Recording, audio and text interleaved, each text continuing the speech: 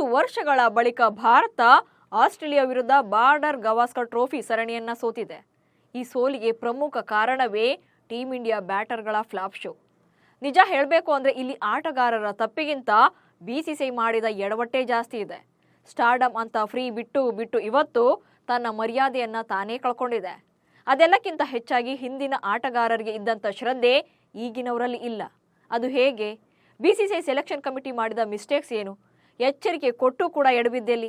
Suspend ಶಿಕ್ಷೆ workout ಆಗಲಿಲ್ವಾ? ಈ ಬಗ್ಗೆ ಒಂದಷ್ಟು ಮಾಹಿತಿಯನ್ನು ಕೊಡ್ತೇನೆ. ನಾನು ಶಾಂತ. ನೀವು ಸುದ್ದಿಯಾನದ ಸಬ್ಸ್ಕ್ರೈಬರ್ ಆಗೋದಕ್ಕೆ ಮರಿಬೇಡಿ. ಬಾರ್ಡರ್ ಗವಾಸ್ಕರ್ ಟ್ರೋಫಿ ಟೆಸ್ಟ್ ಸರಣಿ ಸೋಲಿನ ಮೂಲಕ ಭಾರತ ವಿಶ್ವ ಟೆಸ್ಟ್ ಚಾಂಪಿಯನ್ಶಿಪ್ ಫೈನಲ್ಗೆ ಪ್ರವೇಶ ಪಡೆಯುವಲ್ಲಿ ಕೂಡ ವಿಫಲವಾಯಿತು. ಅದು ಅಲ್ಲದೆ ತವರಿನಲ್ಲೇ ನಡೆದಿದ್ದಂಥ ನ್ಯೂಜಿಲೆಂಡ್ ವಿರುದ್ಧದ ಟೆಸ್ಟ್ ಸರಣಿಯಲ್ಲಿ ಟೀಂ ಇಂಡಿಯಾ ಕ್ಲೀನ್ ಸ್ವೀಪ್ ಆಗಿತ್ತು. ಸೊ ಕಳೆದ 8 ಟೆಸ್ಟ್ ಪಂದ್ಯಗಳಲ್ಲಿ 1 ಪಂದ್ಯ ಅಷ್ಟೇ ಗೆದ್ದಿರೋದು.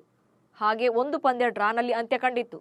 ಭಾರತ ತಂಡದ ಈ ಹೀನಾಯ ಪ್ರದರ್ಶನಕ್ಕೆ ಪ್ರಮುಖ ಕಾರಣವೇ ಸ್ಟಾರ್ ಆಟಗಾರರ ಕಳಪೆ ಪ್ರದರ್ಶನ.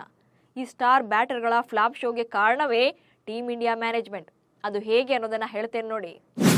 ರಣಜಿ ಪಂದ್ಯಗಳನ್ನ ಆಡದೆ ಕೆಟ್ರ ಸೀನಿಯರ್ ಪ್ಲೇಯರ್ಸ್. ಆಸ್ಟ್ರೇಲಿಯಾ ಸರಣಿಯಲ್ಲಿ ಸೋಲಿಗೆ ಕಾರಣ ಸೀನಿಯರ್ ಪ್ಲೇಯರ್ಸ್ಗಳ ಫೇಲ್ಯೂರ್ ಅನ್ನೋದು ಗೊತ್ತಿರೋ ವಿಚಾರನೇ. ಕ್ರಿಕೆಟ್ ಅಭಿಮಾನಿಗಳ ಜೊತೆ ದಿಗ್ಗಜ ಕ್ರಿಕೆಟಿಗರು ಕೂಡ ಇದನ್ನೇ ಹೇಳ್ತಿದ್ದಾರೆ. ರೋಹಿತ್ ಶರ್ಮಾ, ವಿರಾಟ್ ಕೊಹ್ಲಿ, KL ರಾಹುಲ್, ಶುಭ್ಮನ್ ಗಿಲ್ ರಂತಹ ಆಟಗಾರರನ್ನ ಫ್ರೀ ಬಿಟ್ಟಿದ್ದೇ ತಪ್ಪಾಯ್ತಾ ಎನ್ನುವಂಥ ಪ್ರಶ್ನೆ ಮೂಡಿದೆ. ಅಂದ್ರೆ ರಣಜಿ ಪಂದ್ಯ ಸೇರಿದಂತೆ ದೇಶಿ ಟೂರ್ನಿಗಳಿಗೆ ಕೈ ಬಿಟ್ಟಿದ್ದೇ ತಪ್ಪಾಯ್ತಾ ಅನ್ನೋ ಮಾತುಗಳು ಕೂಡ ಕೇಳಿ ಬರ್ತಾ ಇವೆ. ಕೊಹ್ಲಿ ಮತ್ತು ರೋಹಿತ್ ರಣಜಿ ಆಡಿ ವರ್ಷಗಳೇ ಕಳೆದಿದೆ. ವಿರಾಟ್ ಕೊಹ್ಲಿ ಮತ್ತು ರೋಹಿತ್ ಶರ್ಮಾ ಟೀಂ ಇಂಡಿಯಾ ಸೇರಿದ ಮೇಲೆ ರಣಜಿ ಕಡೆ ಮುಖನೇ ಮಾಡಿಲ್ಲ. ವಿರಾಟ್ ಕೊಹ್ಲಿ ಕೊನೆಯದಾಗಿ 2012ರಲ್ಲಿ ರಣಜಿ ಪಂದ್ಯವನ್ನಾಡಿದ್ರು. ಗಾಜಿಯಾಬಾದ್ನಲ್ಲಿ ಉತ್ತರ ಪ್ರದೇಶದ ವಿರುದ್ಧ ನವೆಂಬರ್ 2ರಿಂದ 5ರವರೆಗೆ ಈ ಪಂದ್ಯ ನಡೆದಿತ್ತು. ಇದರಲ್ಲಿ ವೀರೇಂದ್ರ ಸೆಹವಾಗ್, ಗೌತಮ್ ಗಂಭೀರ್, ಆಶೀಶ್ ನೆಹ್ರಾ, ಇಶಾಂತ್ ಶರ್ಮಾ, ಸುರೇಶ್ ರೈನಾ, ಮೊಹಮ್ಮದ್ ಕೈಫ್, ಭುವನೇಶ್ವರ್ ಕುಮಾರ್ ಮೊದಲಾದವರು ಆಟವಾಡಿದ್ರು.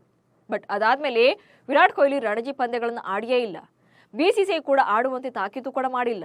ಹಾಗೆ ಭಾರತದ ಏಕದಿನ ಹಾಗೆ ಟೆಸ್ಟ್ ತಂಡದ ಕ್ಯಾಪ್ಟನ್ ರೋಹಿತ್ ಶರ್ಮಾ ಕೊನೆಯದಾಗಿ 2015ರಲ್ಲಿ ರಣಜಿ ಪಂದ್ಯವನ್ನಾಡಿದ್ರು. ಬಳಿಕ ಅವರು ಕೂಡ ಅತ್ತ ಮುಖವನ್ನೇ ಮಾಡಿಲ್ಲ. ಇದಾದ ಬಳಿಕ 2017ರಲ್ಲಿ ಶ್ರೀಲಂಕಾ ವಿರುದ್ಧ ಭಾರತ A ತಂಡದ ಪರವಾಗಿ 1 ಸಲ ಕೊಹ್ಲಿ ಆಡಿದ್ರೆ 2019ರಲ್ಲಿ ದಕ್ಷಿಣ ಆಫ್ರಿಕಾ ವಿರುದ್ಧ ಭಾರತ A ತಂಡದಲ್ಲಿ ರೋಹಿತ್ ಶರ್ಮಾ ಆಡಿದ್ರು. ನಿವೃತ್ತಿಗೆ 1 ತಿಂಗಳು ಮುಂಚೆಯೂ ರಣಜಿ ಆಡಿದ್ದ ಸಚಿನ್ ತೆಂಡೂಲ್ಕರ್ ಇಡೀ ಕ್ರಿಕೆಟ್ ಜಗತ್ತೇ ಕಂಡಂತ ಒಬ್ಬ ಲೆಜೆಂಡರಿ ಆಟಗಾರ. ವಿಶೇಷ ಏನಪ್ಪಾ ಅಂದ್ರೆ 2013ರ ನವೆಂಬರ್ 16ರಂದು ಅಂತಾರಾಷ್ಟ್ರೀಯ ಕ್ರಿಕೆಟ್ಗೆ ನಿವೃತ್ತಿಯನ್ನ ಘೋಷಣೆ ಮಾಡಿದ್ರು. ನಿಜ ಹೇಳ್ಬೇಕಂದ್ರೆ ತೆಂಡೂಲ್ಕರ್ ಅದೇ ವರ್ಷದ ಅಕ್ಟೋಬರ್ನಲ್ಲಿ ಹರಿಯಾಣದ ವಿರುದ್ಧ ಕೊನೆಯ ರಣಜಿ ಪಂದ್ಯವನ್ನಾಡಿದ್ರು. ಅಂದ್ರೆ ನಿವೃತ್ತಿಗೂ 1 ತಿಂಗಳು ಮೊದಲಿನವರೆಗೂ ಕೂಡ ದೇಶೀಯ ಟೂರ್ನಿಯಲ್ಲಿ ಸಾರ್ವಕಾಲಿಕ ಶ್ರೇಷ್ಠ ಕ್ರಿಕೆಟ್ ಪಟುವಾಗಿ ಭಾಗಿಯಾಗಿದ್ರು.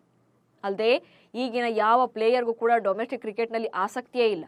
ಅಂತಾರಾಷ್ಟ್ರೀಯ ಪಂದ್ಯಗಳು ಅದನ್ನ ಬಿಟ್ರೆ ಕೋಟಿ ಕೊಡುವಂತ IPL ಅಂದ್ರೆ ಮಾತ್ರ ಕಣಕ್ಕಿಳಿದಿದ್ದಾರೆ. 1-2 ಪಂದ್ಯ ಆಡಿ ಸುಮ್ಮನಾಗುತ್ತಿರುವ ಪ್ಲೇಯರ್ಸ್. ಇಲ್ಲಿ ರೋಹಿತ್ ಶರ್ಮಾ ಮತ್ತು ವಿರಾಟ್ ಕೊಹ್ಲಿ ಮಾತ್ರ ಅಲ್ಲ, ಭಾರತ ತಂಡದ ಪ್ರಮುಖ ಆಟಗಾರರಾಗಿರುವಂತಹ ಶುಭ್ಮನ್ ಗಿಲ್, ರವೀಂದ್ರ ಜಡೇಜಾ, ಮೊಹಮ್ಮದ್ ಸಿರಾಜ್ ಹಾಗೆ KL ರಾಹುಲ್ ಕೂಡ ರಣಜಿ ಪಂದ್ಯಗಳನ್ನು ಆಡ್ತಿದ್ದಾರೆ. ಆದರೆ ನಿರಂತರವಾಗಿ ಆಡೋದಿಲ್ಲ. 1-2 ಪಂದ್ಯಗಳಲ್ಲಿ ಭಾಗಿಯಾಗಿ ಉಳಿದ ಪಂದ್ಯಗಳಿಗೆ ಗೈರಾಗ್ತಾರೆ. ಹೀಗಾಗಿ ಈ ಹಿಂದೆ ಬಿಸಿಸಿಐ ಕಾರ್ಯದರ್ಶಿಯಾಗಿದ್ದಂಥ ಜೈಶಾ ಅವರು ದೇಶೀಯ ಟೂರ್ನಿ ಆಡದ ಆಟಗಾರರು ಪರಿಣಾಮವನ್ನು ಎದುರಿಸಬೇಕಾಗುತ್ತೆ ಅಂತ ಎಚ್ಚರಿಕೆಯನ್ನ ನೀಡಿದ್ರು. ಆದರೆ ಯಾರೊಬ್ಬರು ಕೂಡ ಕೇರ್ ಮಾಡಲೇ ಇಲ್ಲ. ಈ ಎಚ್ಚರಿಕೆಯ ಬಳಿಕ ಹಲವು ಪ್ರಮುಖ ಆಟಗಾರರ ಮೇಲೆ ಬಿಸಿಸಿಐ ಕ್ರಮವನ್ನು ಕೂಡ ಕೈಗೊಂಡಿತ್ತು. ಕೇಂದ್ರೀಯ ಕಾಂಟ್ರಾಕ್ಟ್ನಿಂದ ಶ್ರೇಯಸ್ ಅಯ್ಯರ್ ಹಾಗೆ ಇಶಾನ್ ಕಿಶನ್ ಅವರನ್ನು ಹೊರಗಿಟ್ಟು ಆಟಗಾರರಿಗೆ ಬಿಸಿ ಮುಟ್ಟಿಸುವಂತ ಕೆಲಸವನ್ನು ಮಾಡಿತ್ತು. ಆದರೆ ಪ್ರಮುಖ ಆಟಗಾರರ ಮೇಲೆ ಮಾತ್ರ ಯಾವ ಎಫೆಕ್ಟ್ ಕೂಡ ಆಗಲಿಲ್ಲ. ಸೊ ಆಸ್ಟ್ರೇಲಿಯಾ ಸರಣಿ ಸೋಲಿಗೆ ಬಿಸಿಸಿಐನ ಈ ನಿರ್ಧಾರವೂ ಒಂದು ಕಾರಣ ಅನ್ನೋದ್ರಲ್ಲಿ ಮಿಸ್ಟೇಕೇ ಇಲ್ಲ. ಸೊ ನಿಮ್ಮ ಪ್ರಕಾರ ಸೀನಿಯರ್ ಪ್ಲೇಯರ್ಸ್ ಕೂಡ ಡೊಮೆಸ್ಟಿಕ್ ಕ್ರಿಕೆಟ್ ಆಡಬೇಕಾ? ಅದರಿಂದ ಏನೆಲ್ಲ ಪ್ಲಸ್ ಆಗುತ್ತೆ ಅನ್ನೋದನ್ನ ಕಮೆಂಟ್ಸ್ ಮೂಲಕ ತಿಳಿಸಿ. ಹಾಗೆ ಸುದ್ದಿಯಾನವನ್ನು ಫಾಲೋ ಮಾಡಿ. ನಮಸ್ಕಾರ.